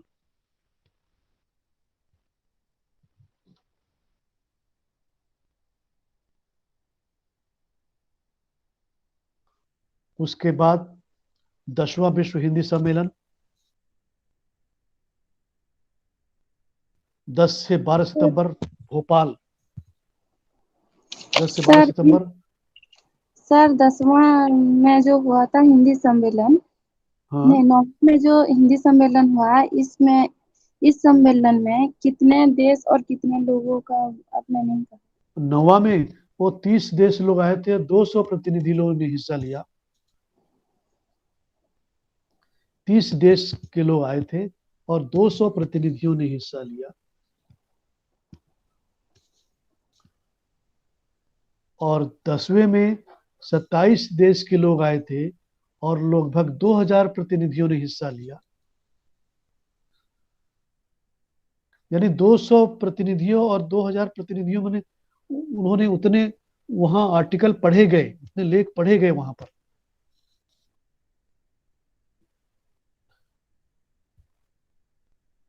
तो 10वां में 10 से 12 सितंबर 2015 भोपाल में हुआ।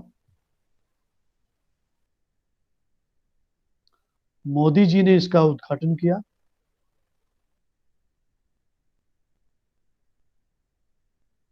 और जिसमें तकनीकी में हिंदी, मीडिया और हिंदी पर चर्चा हुई।